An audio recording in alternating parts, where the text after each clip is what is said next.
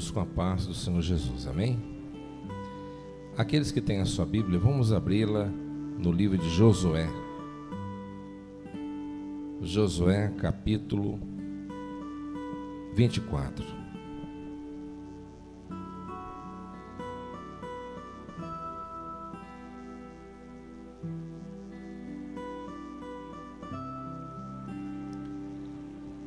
Josué, capítulo 24, versículo 15.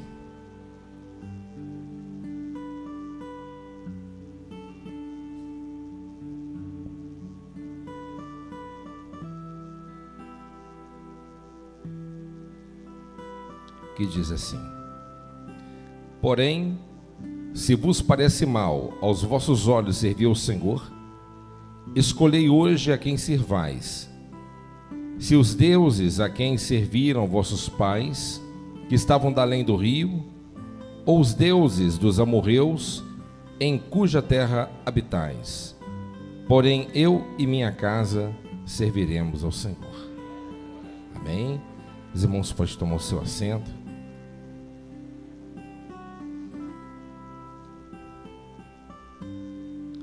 Eu quero falar aqui nesta manhã sobre escolha.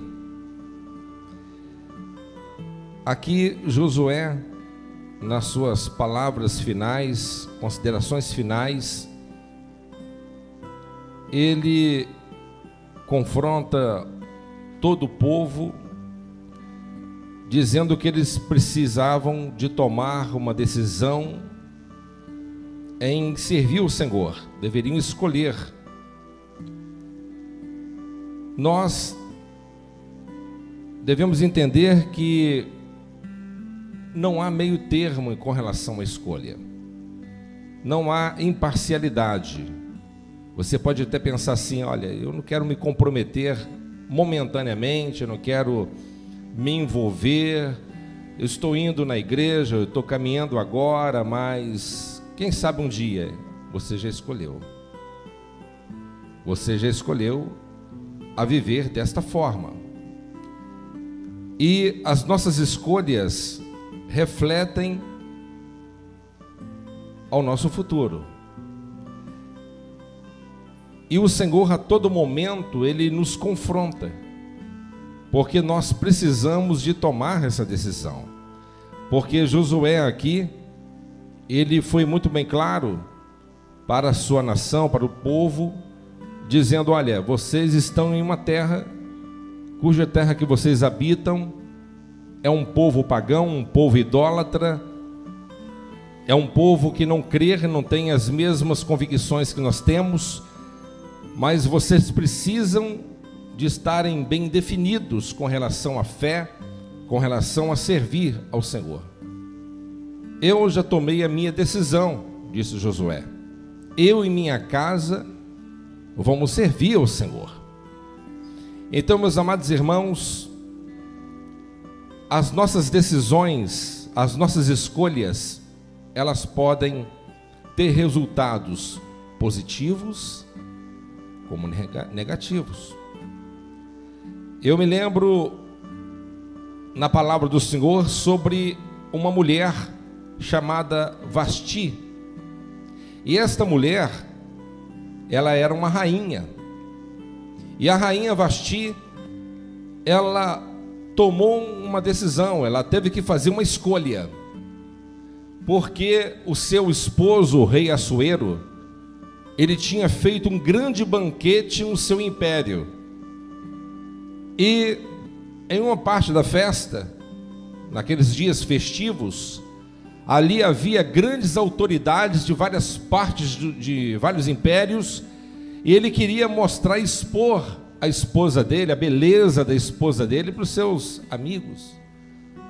E ele pediu que Vasti se apresentasse, para que pudesse exibir a sua beleza para os seus convidados especiais. Em outras palavras, olha só que bela esposa que eu tenho. Então ali, Vasti, ela tomou uma decisão, ela escolheu de não se apresentar, não atender o pedido do rei. Ela tomou a decisão. E com certeza o rei ficou muito frustrado com isso. Ficou muito humilhado perante todos os seus convidados. E muitos diziam: olha, pelo jeito o rei, ele é rei para o povo, mas dentro da sua casa quem manda é a mulher. Ela não atendeu o seu pedido. E ali ele marca e convida algumas mentes brilhantes da sua alta cúpula para tomar um conselho, o que ele deveria fazer com relação a isso. E se não estiver enganado, um certo homem, conselheiro chamado Mumucama, e este homem, ele disse: olha, o senhor tem que tomar uma providência com relação a isso, sem dúvida nenhuma, porque se o senhor não fizer nada, o que vai acontecer? As mulheres de governadores, de autoridade de toda a parte do império não respeitarão os seus maridos. Então o senhor deveria destituí-la da função de rainha e colocar outra no lugar dela. Só que Assuero amava Vasti, mas ele foi duro, ele foi e assumiu essa decisão. E ele destituiu Vasti e nunca mais se ouviu falar nela. Destituiu ela da função. E até hoje, o povo judeu comemora em um feriado a nobre decisão, a nobre escolha de Vasti. Por quê? Porque se não fosse Vasti, se ela não tomasse essa escolha, se ela não escolhesse não se apresentar perante o rei, com certeza, talvez poderia ter colocado em risco a vida de todos os judeus. Dela ser destituída do cargo, outra pessoa, outra mulher assumiu, que foi Esther. E Esther foi usada por Deus para poder poupar todo o povo judeu da destruição. Então, a escolha dessa mulher poupou a nação inteira de Israel. Então, meus amados irmãos, precisamos de assumir a nosso compromisso com Deus. Precisamos de escolher. Agora Deus nos pergunta: qual é a forma que nós temos servido a Ele? Eu tenho dito há alguns dias que é muito importante que nós entendamos que Deus, Ele sempre vai querer de você aquilo que você tem de melhor para poder oferecê-lo. Deus nunca se atentará para aquilo que você quer dar. Ele vai querer aquilo que você não quer dar. Ele vai querer exigir de você o melhor do seu tempo. Ele vai querer de você o melhor, tudo do melhor. Vou te dar um exemplo. Abraão, ele teve que fazer uma escolha. Ele teve que escolher: o meu filho Isaque vive ou morre? Deus, ele pediu quem? Ele pediu Isaque. Mas Abraão disse: ó, eu quero dar o Ismael. Não serve? Não serve. Porque Ismael para você não é tão importante quanto Isaque. E eu quero Isaque, porque Isaque tem valor para você. O que tem valor para você, tem valor para Deus. Gedeão, ele falou: Senhor, eu estou muito grato contigo e vou apresentar diante de ti um sacrifício, vou te dar um cabrito. Cabrito não, cabrito você fica com ele. Eu quero o boi do teu pai.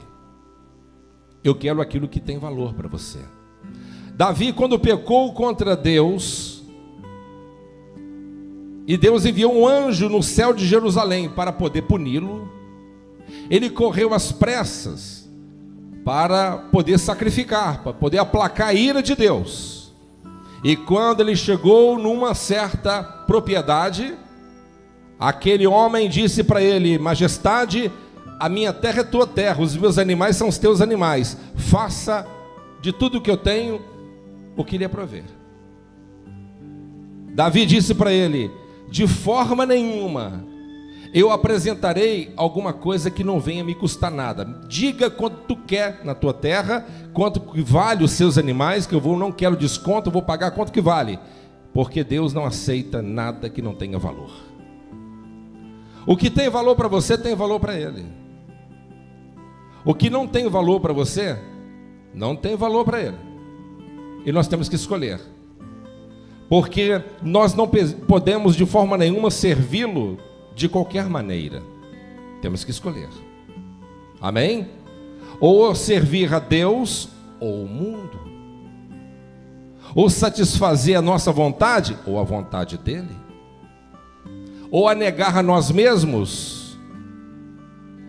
ou satisfazer os nossos prazeres. Quando eu falo sobre isso, me lembro de um jovem chamado Daniel. Daniel, ele teve que fazer uma escolha. Por conta da sua fé, por conta do seu compromisso com o eterno, ele foi colocado dentro da cova dos leões para ser devorado. Mas ele decidiu, ele teve que fazer uma escolha. O decreto dizia: quem invocar outro Deus, a não ser o que foi determinado neste dia, será punido com pena de morte.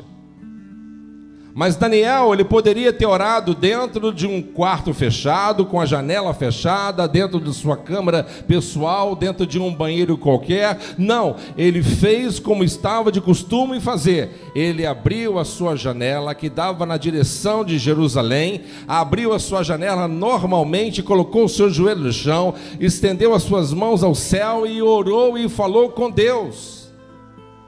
E os seus inimigos pensaram: olha, é isso que nós precisávamos, é isso que nós esperávamos. Nós vamos matar Daniel agora, temos todas as provas cabíveis para poder destruí-lo. E Daniel foi capturado, o rei amava ele, o rei amava Daniel. Mas Daniel, ele teve que ser morto, e o rei não poderia fazer nada, porque o decreto foi assinado. O rei não poderia revogar a sua própria lei. E Daniel, ele foi sentenciado à morte. Ele foi julgado dentro da cova dos leões.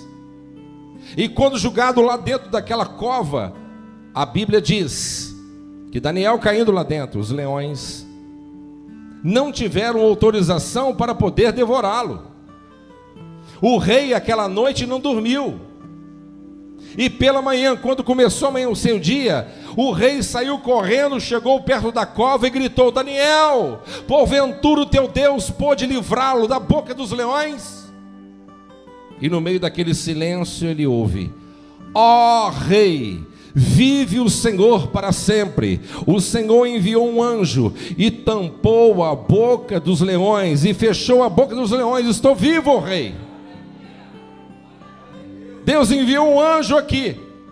O rei ficou alegre, tire Daniel de lá, abraçou Daniel, beijou Daniel, e o rei disse, furioso agora, ele disse: agora eu quero que tragam aqui na minha presença todos aqueles que levantaram esse decreto, todos aqueles que se levantaram contra Daniel, todos aqueles que pediram que Daniel viesse ser morto. Eu quero que todos sejam julgados dentro dessa mesma cova. E a Bíblia diz que todos foram julgados lá dentro, e todos foram devorados e seus ossos triturados pelos leões.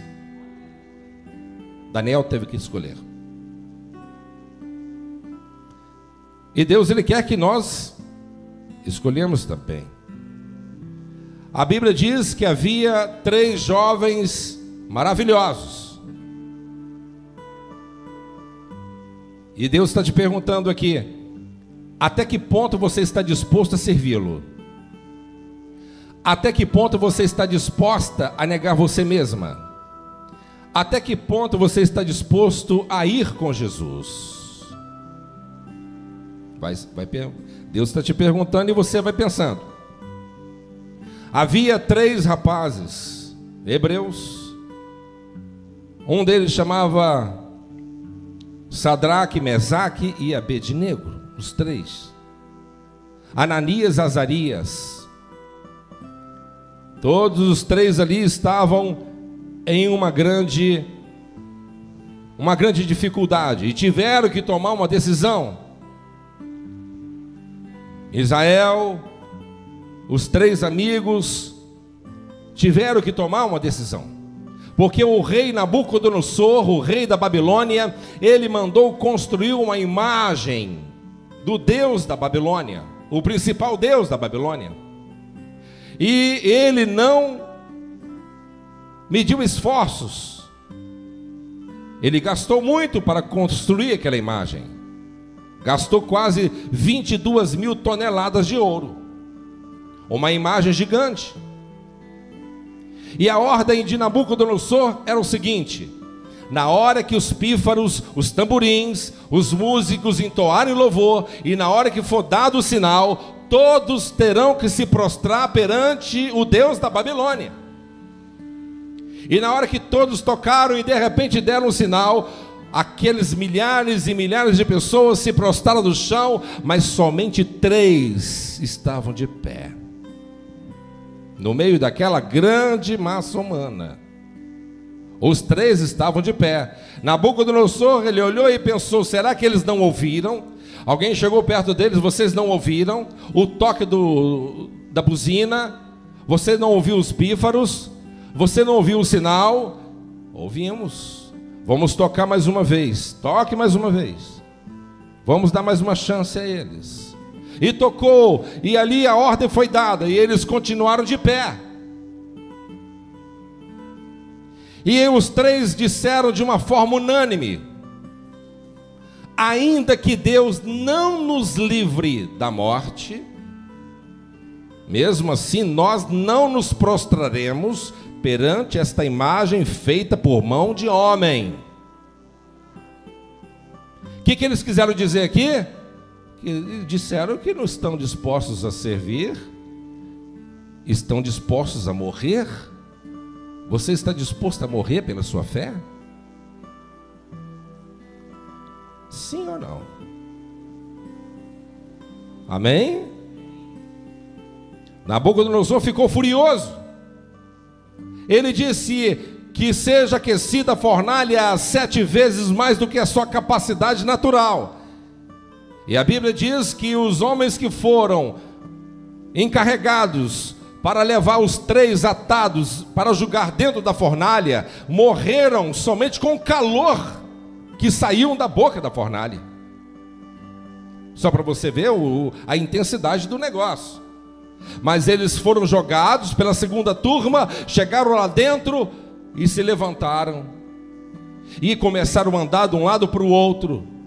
E o imperador disse: mas quantos foram julgados lá dentro? Foram 3, majestade. Mas quem é aquele quarto que está lá, andando e conversando com ele, cuja semelhança parece como o filho dos deuses? E alguém deve ter dito: deve ser o Deus deles. E eles andaram de um lado para o outro, e o 4º homem estava lá. E a ordem do imperador: tire eles de lá agora, eu quero vê-los. A Bíblia diz que nem um fio de cabelo, nem cheiro de fumaça havia nos corpos daqueles 3 homens. O imperador olhou para eles e disse: eu vejo que o Deus que vocês servem é um Deus verdadeiro. E o imperador agora se posiciona na tribuna e agora dirige a palavra a toda a população da Babilônia e diz: olha, a partir de hoje, esses 3 jovens têm total autorização e liberdade de adorar o Deus dele, porque o Deus deles é um Deus verdadeiro. Nunca ninguém viu nada assim. A decisão deles fez que a mão de Deus operasse de uma forma assombrosa. Você precisa de tomar a sua decisão. A decisão de amar, a decisão de perdoar, a decisão de renunciar, a sua decisão de servir. Servir ao seu Jesus, ao nosso mestre. Quem me entende? Havia um outro homem, um outro jovem. Ele tinha aproximadamente 17, 18 anos de idade.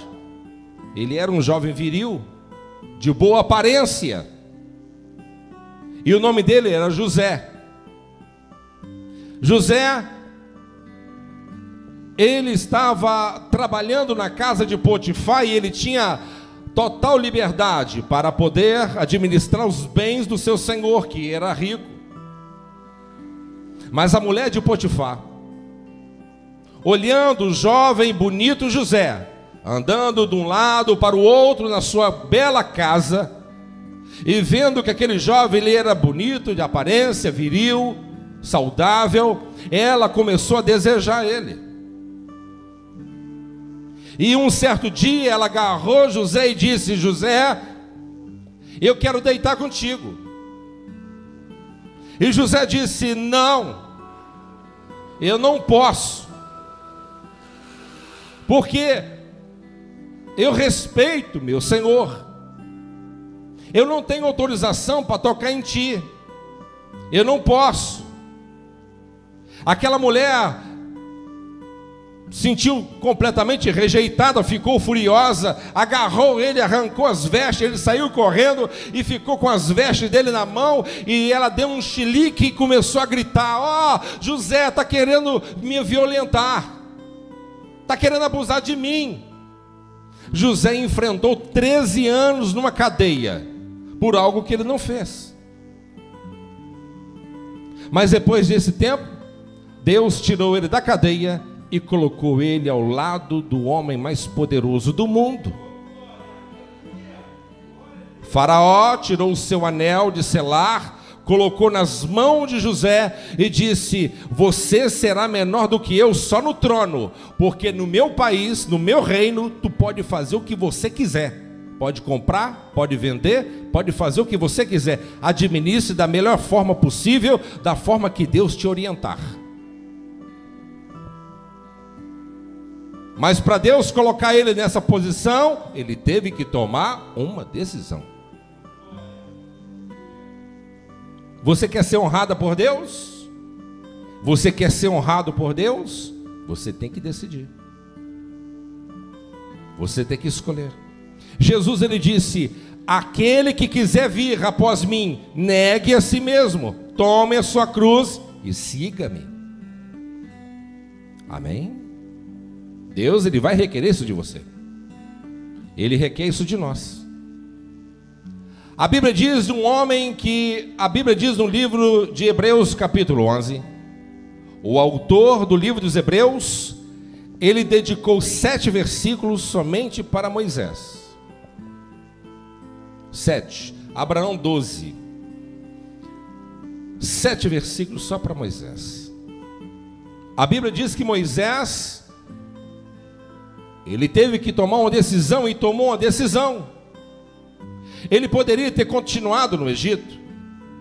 Há alguns historiadores que dizem que aquelas lindas e poderosas, imponentes pirâmides que ainda subsistem o tempo até nos dias de hoje, e muitas obras que foram construídas lá no Egito, foi arquitetada pelos punhos de Moisés. Ele era astrônomo, ele era engenheiro e ele era general de batalha. E um bom general, conquistou a África. Bom general. Ele poderia ter assumido o posto de ser o próximo faraó no lugar de Ramsés II. Mas Moisés tomou uma decisão. Ele escolheu, ao invés de ser chamado filho da filha de Faraó, para ser chamado servo de Deus. Ele poderia ter vivido em uma vida babesca, enriquecida pelo resto da sua vida, mas ter perdido a oportunidade que Deus deu para ele. Ele renunciou tudo, fugiu pelo deserto até nas terras de Midian, e ali ficou na casa de um certo maioral chamado Jetro, e ali casou com a sua filha chamada Zípora, se tornou um pastor de ovelha, um bom comerciante, enriquecendo ainda mais o seu sogro, e viveu ali na península do Sinai durante 40 anos, até que Deus se manifestou para ele no meio de uma sarça que ardia e não se consumia. E Deus encontrou com ele e disse para ele: Moisés, eu escolhi você para ser o libertador do meu povo. Milhares de anos depois, Moisés, ele aparece no Monte da Transfiguração com Jesus e Elias. Moisés é conhecido como o maior profeta do Velho Testamento, Elias o segundo. Mas Moisés teve que fazer uma escolha. Meus amados irmãos, nós não podemos de forma nenhuma servir o nosso Deus da forma correta se nós não estivermos dispostos a renunciá-lo completamente, renunciar nossas vontades completamente a todo o tempo. Presta atenção, Deus, ele está de olho em você a todo momento, ele vai te testar a todo instante, não tenha dúvida. Ele quer a sua adoração com exclusividade. Ele quer que você sirva Ele com exclusividade. Ele quer que você o entregue a sua vida a Ele com exclusividade. O apóstolo Paulo, ele diz no livro de 1 Coríntios, que não tem como servir a dois senhores, porque certamente você vai agradar um e desagradar o outro. Não tem como você comer na mesa de Deus e na mesa dos demônios. Não tem como você servir a Deus e servir a Baal. Não tem como você estar dentro da igreja glorificando a Deus e glorificando o diabo lá fora. Não tem como você estar achando que você está indo para o céu, mas andando e caminhando, trilhando pelas pistas largas, estradas largas da vida pecaminosa, achando que vai para o céu e não vai. Deus, ele determina que os seus filhos andem no caminho da santificação. Agora eu te pergunto, como que você consegue viver e manter uma vida de santidade num mundo tão tenebroso como esse que nós estamos vivendo?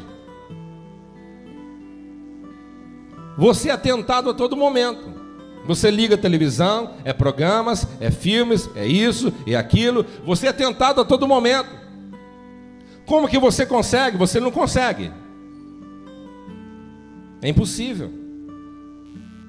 A não ser que você entregue o seu coração a Cristo, e Cristo passe a morar dentro do teu coração verdadeiramente. Eu sei que aqui nesta manhã tem pessoas que são nascidas de novo. Eu sei que aqui nesta manhã tem pessoas que têm o Espírito Santo.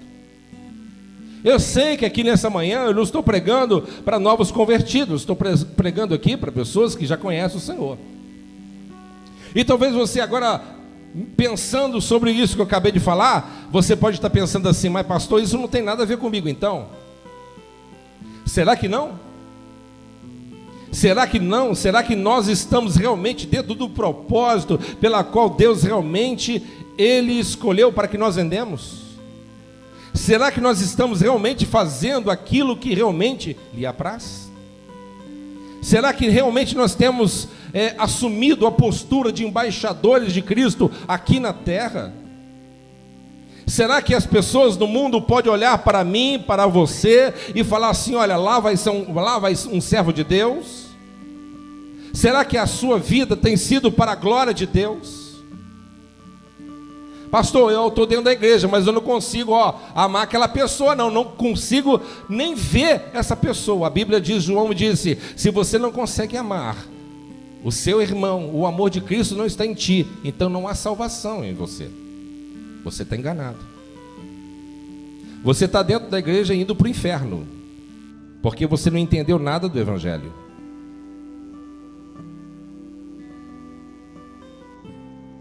Portanto, o Senhor Deus Todo-Poderoso, Ele fala que houve uma pessoa que teve que fazer uma escolha. E essa é a última que eu quero dar de exemplo. E este marcou a história. A escolha dele, presta atenção, a escolha dele está escrito em Apocalipse 13:8. A escolha dele foi tomada antes que a terra viesse a ser construída. Entenderam?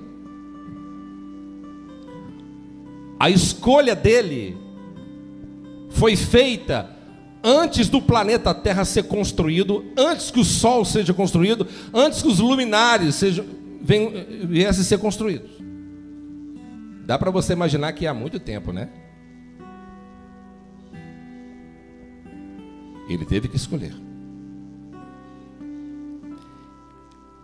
E lá no Getsemane, o nosso mestre estava lá. Como um homem, ele dizia assim: olha, Pai, se for possível, aparta de mim este cálice. Como Deus, ele disse: todavia, não seja a minha vontade, mas a tua. Porque Jesus, ele tem duas naturezas: natureza eterna, divina, e a natureza humana. Como homem, Senhor, mas como divino, estou aqui para servi-lo. Como homem, se for possível, mas como divino, estou aqui para obedecer, para cumprir o que nós já escolhemos antes que o mundo viesse a ser criado. Ele escolheu. A cruz foi a escolha dele. Porque se Jesus não tivesse tomado essa decisão de assumir a cruz, nós estaríamos hoje completamente perdidos, sem esperança. Se Jesus não tivesse subido no patíbulo do madeiro, a Bíblia diz: maldito aquele que é pregado no madeiro. Não há, você pode estudar qualquer tipo, porque na verdade o sistema de crucificamento era utilizado pelos persas. Os romanos somente aperfeiçoaram. É a forma mais terrível de morrer, pode ter certeza. Você pode estudar, como já estudei, as formas de tortura que era feita na Idade Média. Terrível, terrível, terrível. Que a igreja romana impôs nos rebeldes. Estuda para você ver. Terrível. Mas o crucificamento é pior deles. É uma morte lenta, dolorosa, humilhante. Jesus não voltou atrás. Ele tomou a sua decisão. E naquele momento o próprio Pai virou o rosto. Porque Jesus estava carregando o pecado de toda a humanidade. Todos os nossos pecados estavam sobre os seus ombros. Mas ali estava sendo executada a maior obra de todo o universo. Ali estava sendo executada a obra mais magnífica de todos os tempos, o sacrifício definitivo. Porque lá na era mosaica, milhares de animais eram matados anualmente para encobrir o pecado. Mas agora não. Agora Jesus, ele é o sacerdote. Presta atenção. A lei nunca salvou ninguém. A lei foi dada por Deus para mostrar a incapacidade do homem de se salvar por conta própria. Entenderam isso? Entenderam ou não? Vou repetir. Você já cumpriu os 10 mandamentos? Nem vai cumprir, e não teve um homem na terra, a não ser Jesus, que cumpriu. Ninguém cumpre. A lei não foi feita para cumprir. Ninguém consegue cumprir a lei. É impossível. Porque nós somos imperfeitos. 613 leis. Possível. Então por que Deus criou? Para mostrar que que o homem é incapacitado de se salvar por conta própria. Ninguém é salvo por obra meritória, como diz os kardecistas. Ninguém. Você não pode se salvar. A Arca da Aliança, presta atenção. A Arca da Aliança é o símbolo do Senhor. Era a peça fundamental no santuário. Quando o sumo sacerdote chegava diante da Arca da Aliança uma vez ao ano, no dia de expiação, o dia de apresentar sacrifícios para os pecados de todo o povo, quando o sumo sacerdote chegava diante da Arca da Aliança, a Arca da Aliança, ela era feita de madeira de acácia, revestida de ouro por fora, representa Jesus. Madeira de acácia representa Jesus humano. Revestida de ouro representa a realeza dele. Dentro da Arca da Aliança, ali a lei. o cajado de Deus, da justiça, o cajado de Arão, o maná, e também as tábuas da lei, escrita com o dedo de Deus em pedra. Ninguém pode cumprir. E ali em cima da tampa havia 2 querubins, chamada propiciatório. O sacerdote chegava perto do propiciatório, com um pouco de sangue do sacrifício, e derramava 7 gotas no meio. Os querubins ficavam olhando assim, com as asas olhando para dentro da arca, representando Deus, olhando para dentro da arca. Quando aqueles 7 gotas eram pingadas no centro dos querubins, ao invés de Deus olhar para a lei, ele olhava para o sangue, e o sangue encobre os pecados.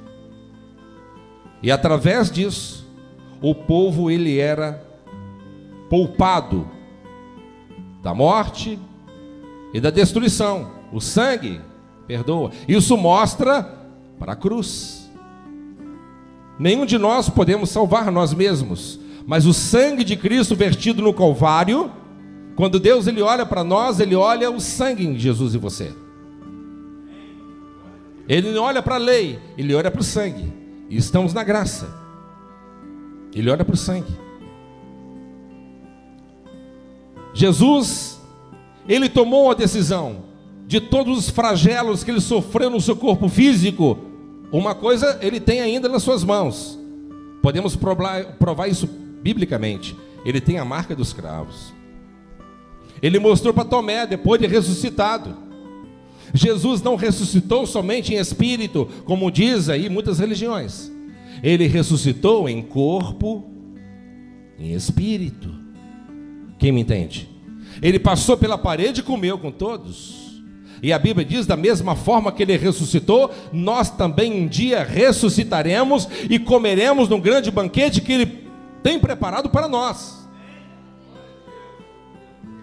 Nós vamos comer. É um grande mistério.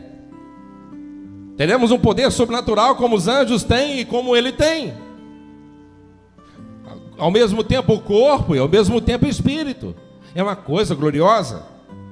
Mas eu quero que os irmãos entendam, para que você possa se apropriar de todas essas lindas e maravilhosas promessas, empolgantes promessas, você precisa de tomar uma decisão. Olha, eu preciso de renunciar a esse adultério, eu preciso de renunciar a essa pornografia, eu preciso de renunciar a este pecado, eu preciso de renunciar ao meu próprio eu preciso de renunciar às minhas próprias vontades, eu preciso de tomar uma decisão séria em relação a Cristo. Eu estou dentro da igreja, mas não estou fazendo nada. Mas a Bíblia diz que o machado está posto à raiz da árvore, e a árvore que não der um fruto será cortada e lançada no fogo. Deus te chamou para que você possa dar resultados significativos no reino de Deus, porque alguém um dia pregou para você.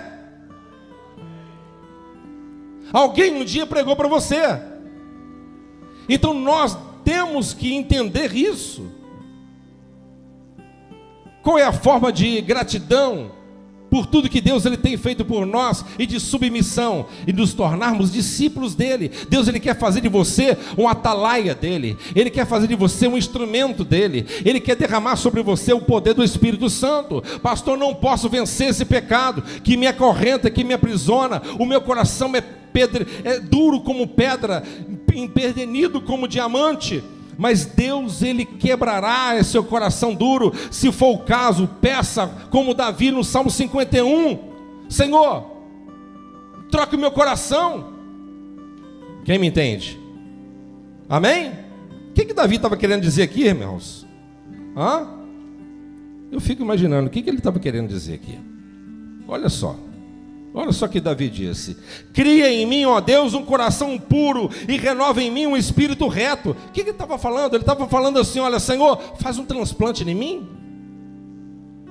Meu coração está cheio de adultério, meu coração está cheio de mentiras, o meu coração está cheio de falsidade, o meu coração está cheio de coisas que não te agrada. Senhor, tira meu coração, coloca em mim um coração novo, restaura-me por completo. E quem pode fazer isso a não ser Deus? Somente Deus ele pode mudar um homem. Você precisa entender, se tem uma coisa importante na sua vida, e não tem outra coisa mais importante na sua vida mais do que essa, é de você se deleitar do melhor que Deus tem para ti. E o melhor que Deus tem para ti não é a casa dos seus sonhos, não é a realização na área profissional, não. O mais importante na sua vida é o Espírito Santo, e você ser cheio do Espírito Santo, esse é deleitar do poder do Espírito Santo. Eu fico imaginando Pedro, falei, como que pode um homem fazer o que Pedro fez? Você já viu a história de Billy Graham? Eu tenho um livro dele, de biografia dele, de quase 1000 páginas. A história dele toda.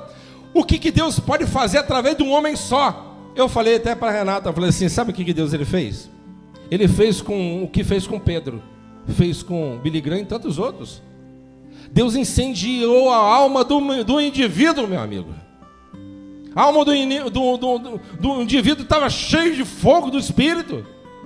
O apóstolo Pedro, quando pregava 3.000, em 2 pregações, ele fez uma igreja com 8.000 membros. A Bíblia diz convertidos. Precisamos desse poder. Precisamos de buscar a autoridade do céu. Dizem que lá na rua Azusa, no grande avivamento, dizem que em várias vezes o corpo de bombeiro era chamado, Jansen. O corpo de bombeiro chegava na porta, porque quem passava na rua sentiu calor, falava, está pegando fogo lá dentro. O corpo de bombeiro chegava fazendo barulho e falei, que deu fogo, que deu fogo. Quando chegava lá dentro, todo mundo estava molhado de suor, lágrima, todo mundo plantado no chão, e ali a glória de Deus descendo.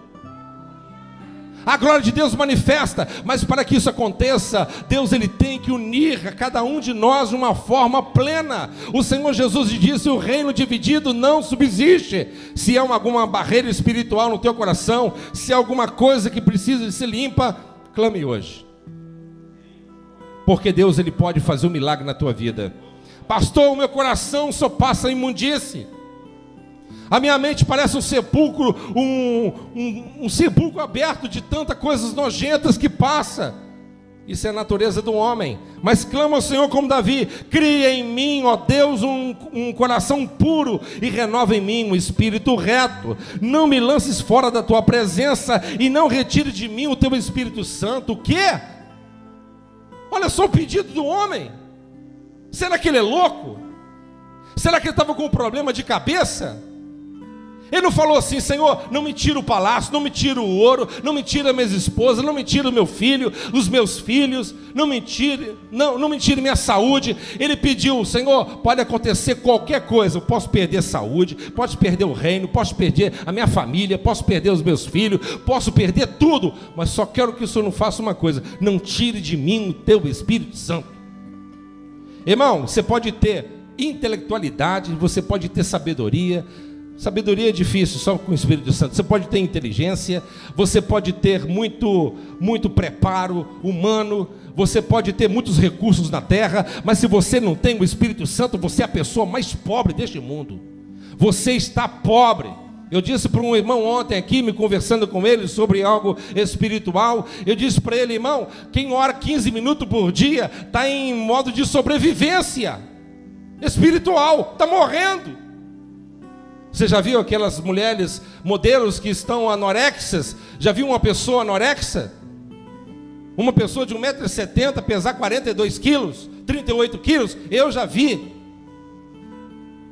Assim está acontecendo dentro da igreja hoje, de uma forma geral, tá? Pessoas anorexas, pessoas estão morrendo, vivendo em modo de sobrevivência.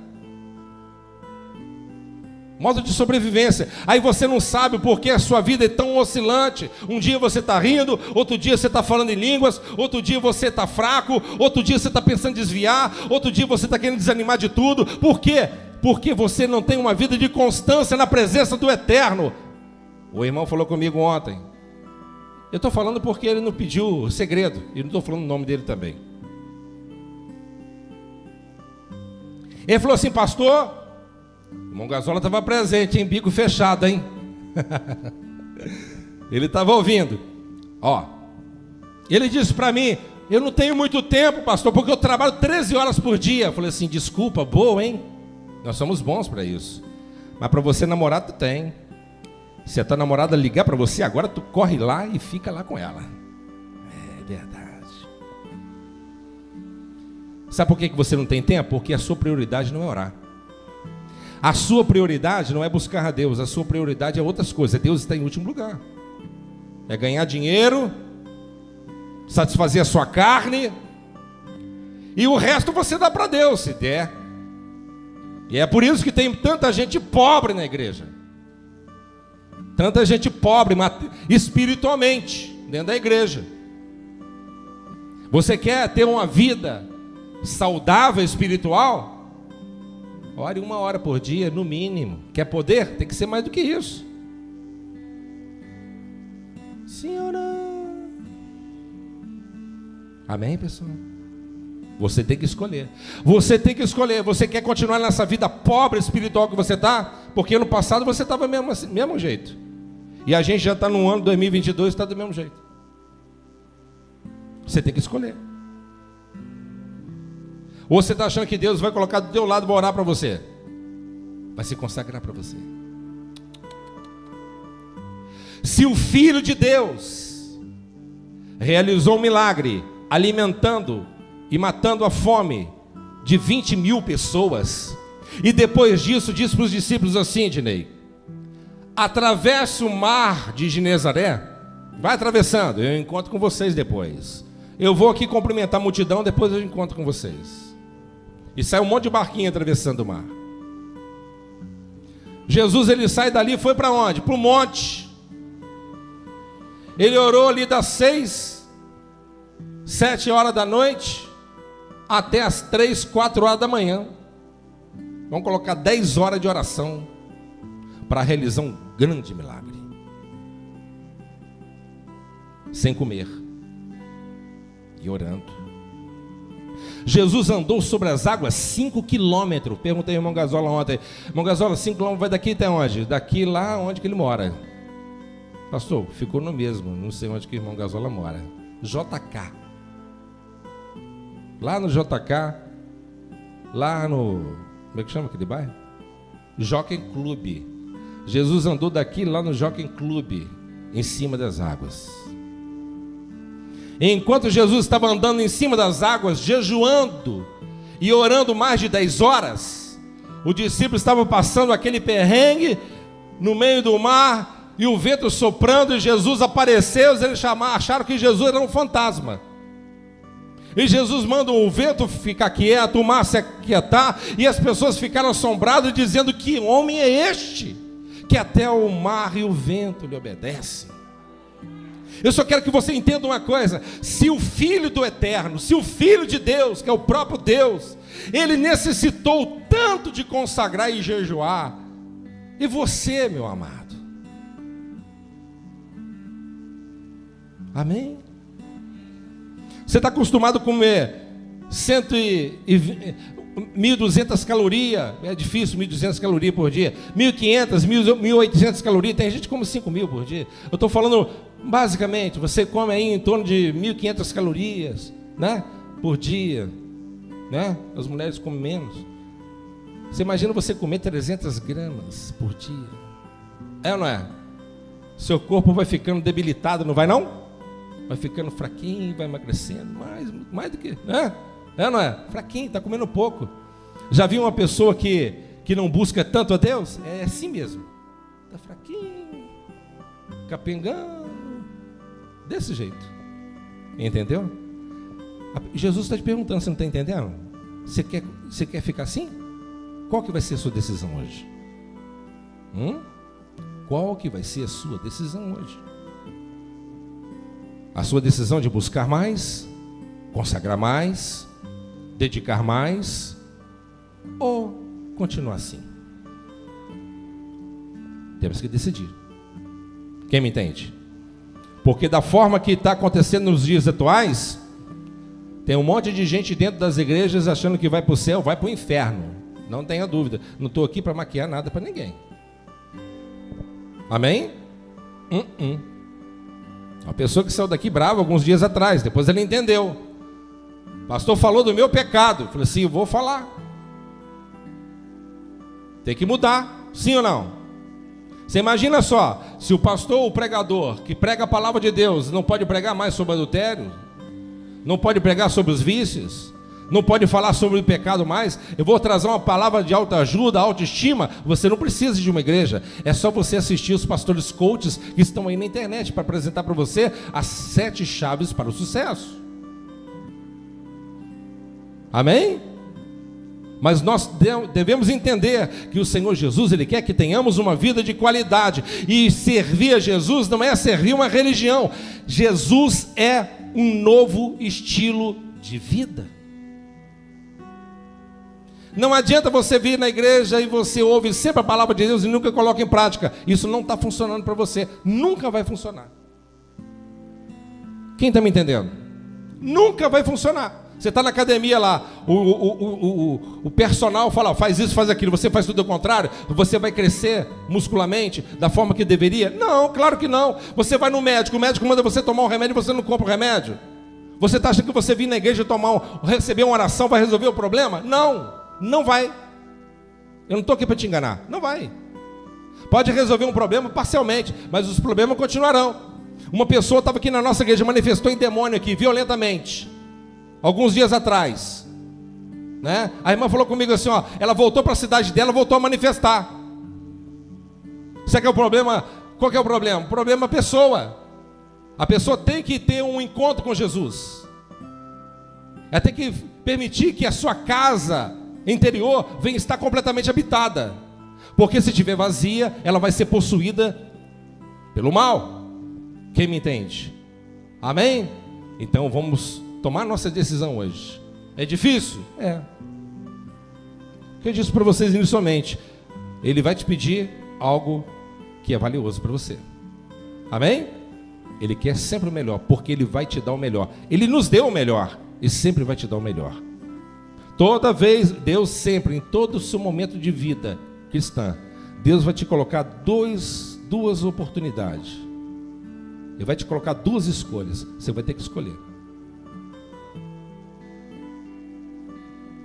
Às vezes você vai ter um dia que alguém que nunca te chamou para comer na casa dele, ou para pagar um almoço para você, vai te chamar para você ir na churrascaria. E Jesus falou assim, hoje eu quero que você se consagre.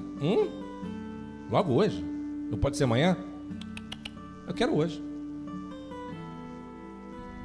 Você vai estar sentado na televisão, vendo um programa, e você sabe que aquele programa tem coisas lascivas, coisas que não agradam a Deus, e filmes violentos, e coisas que não glorificam o Senhor. E o Espírito Santo vai falar assim com você, assim, ó, eu quero que você desligue isso aí.